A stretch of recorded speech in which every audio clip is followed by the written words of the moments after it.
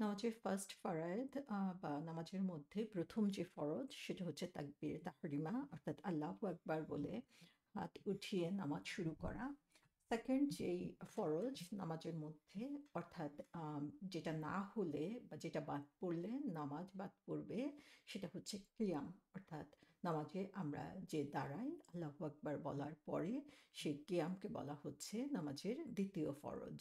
সূরা বাকারাতে বলা হয়েছে, সমস্ত নামাজের প্রতি যত্নবান হও, বিশেষ করে মধ্যবর্তী নামাজের ব্যাপারে, আর আল্লাহর সামনে একান্ত আদবের সাথে দাঁড়াও।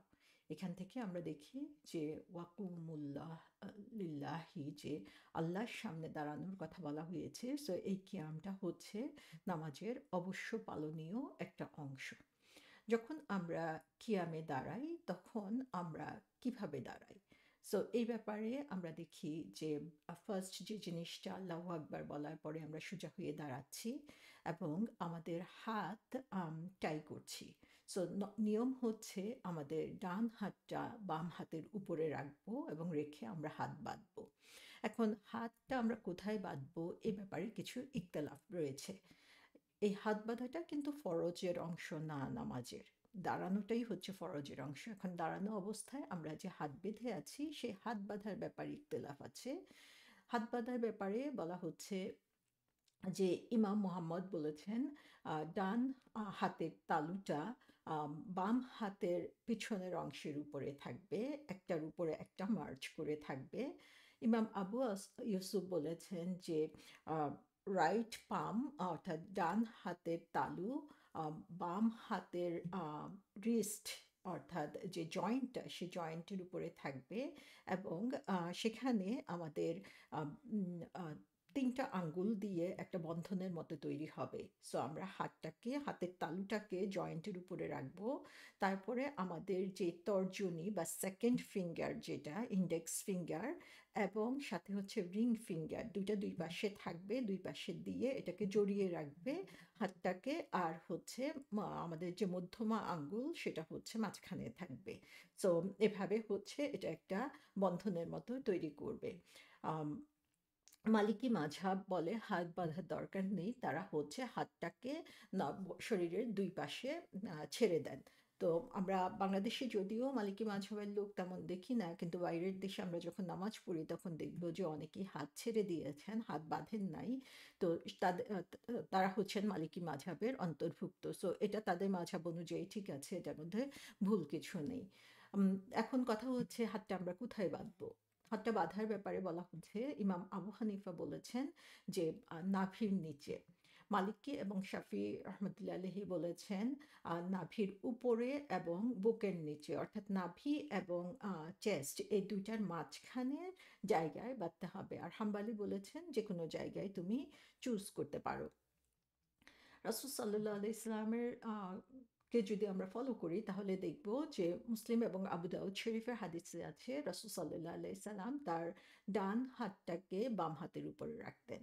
আবার ইবনে হিব্বান বর্ণনা করেছেন সাহাবীদের কাছ থেকে যে সাহাবীরা বলেছেন আমাদেরকে নির্দেশ দেওয়া হয়েছিল যাতে আমরা দ্রুত ইফতার করি এবং আমরা হচ্ছে যে সুহুর খাই সেটা দেরিতে খাই এবং নামাজে আমাদের ডান হাত বাম হাতের উপরে রাখি।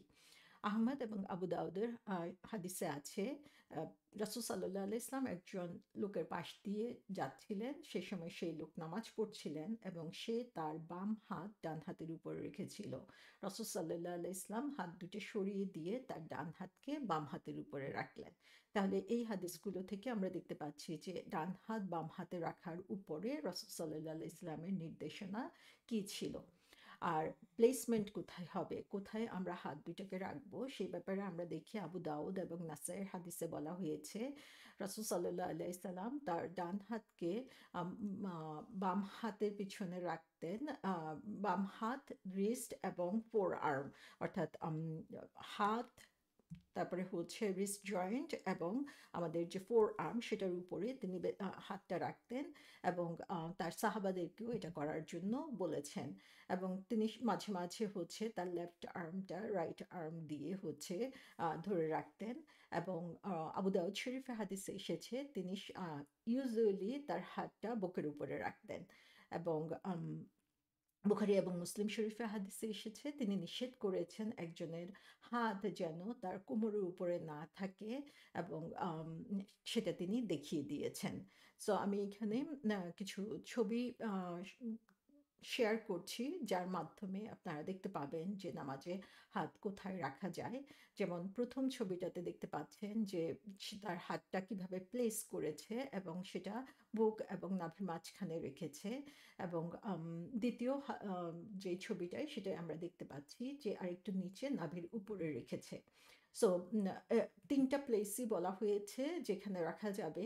আর মহিলাদের ব্যাপারে বলা হয়েছে যদিও মহিলা এবং পুরুষের নামাজ সব ক্ষেত্রেই সেম, কিছু কিছু ক্ষেত্রে তাদের জন্য একটু ব্যতিক্রম রাখা হয়েছে। সেখানে মহিলাদের হাত বাঁধার ব্যাপারে বলা হয়েছে সেটা যাতে চেস্টের উপরে রাখা হয়, সেটাই হচ্ছে পছন্দনীয়। ২টা ছবিতেই আমরা দেখতে পাচ্ছি হাত বাঁধার যেই নিয়মটা সেটা এখানে দেখানো হয়েছে এবং ৩টা আঙ্গুল দিয়ে যেভাবে প্লেসমেন্ট করার কথা বলা হয়েছে ঠিক সেটাই আমরা দেখতে পাচ্ছি।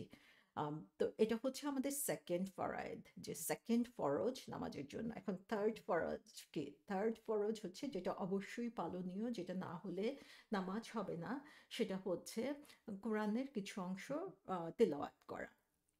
তাহলে ফরজ হচ্ছে কোরআনের কিছু অংশ তেলাওয়াত করা, এটা হচ্ছে মেইন ফরজ। এখন আমরা যে সূরা ফাতিহা পড়ে থাকি নামাজের মধ্যে, সূরা ফাতিহা পড়াটা হচ্ছে ওয়াজিব এবং সূরা ফাতিহার পরে আমরা যে আরেকটা সূরা পড়ে থাকি সেটা একটা সূরা হতে পারে বা ৩ আয়াত হতে পারে বা ৩ আয়াতের মতো লম্বা একটা আয়াতও হতে পারে, সেটা হচ্ছে আরেকটা ওয়াজিব। তাহলে আমরা যদি সূরা ফাতিহা না পড়ি তার মানে হচ্ছে আমরা একটা ওয়াজিব বাদ দিলাম। আর আমরা যদি একটা সূরা না পড়ি বা সূরার কিছু অংশ না পড়ি তাহলে আরেকটা ওয়াজিব বাদ দিলাম। ওয়াজিব বাদ দিলে কি করতে হবে? সহজ সিজদা দিতে হবে, কিন্তু নামাজ কন্টিনিউ করা যাবে, সহজ সিজদা দিয়ে সেটাকে কারেক্ট করা যাবে। কিন্তু ফরজ হচ্ছে এইদার সূরা ফাতিহা অথবা অন্য যে কোনো সূরার কিছু অংশ অবশ্যই পড়তে হবে। এটা হচ্ছে কিরাত অর্থাৎ নামাজের অবশ্য পালনীয়। বুখারী এবং মুসলিম শরীফের হাদিসে এসেছে আম আ এমন কোনো নামাজ নেই যেখানে হচ্ছে সূরা ফাতিহা পড়া হয় নাই। অর্থাৎ সূরা ফাতিহা পড়াটা অত্যন্ত গুরুত্বপূর্ণ, কিন্তু এটাকে ওয়াজিব বলা হয়েছে, এটা ফরজের অংশ না। তো সূরা ফাতিহা যদি শুধু আমি পড়ি তাহলে কিরাতও হয়ে যাচ্ছে, কিন্তু আবার একটা ওয়াজিব পালনও আমার হয়ে যাচ্ছে। ইবনে হিব্বান বলেছেন যে prayer is not sufficient in which a man does not recite the opening of the book. So opening of the book হচ্ছে সূরা ফাতিহা। সো এটা সাফিসিয়েন্ট হবে না, কিন্তু নামাজ শুদ্ধ হয়ে যাবে। মুসলিম শরীফের হাদিসে এসেছে আহ, যে হচ্ছে কোনো নামাজ পড়ে কিন্তু সেখানে সূরা ফাতিহা পড়ে না তাহলে এটা ডেফিসিয়েন্ট হলো, তার মানে এটাতে একটা খুঁত রয়ে গেল, এটা ইনকমপ্লিট হলো। তাহলে সূরা ফাতিহা পড়াটা অনেক ইম্পর্টেন্ট, তবে সেটা হচ্ছে ওয়াজিবের মধ্যে পড়ে। আমরা যে কোনো অংশ যদি পড়ি কোরআন থেকে তাহলে সেটাই হচ্ছে নামাজের ফরজ পালনের জন্য যথেষ্ট হবে।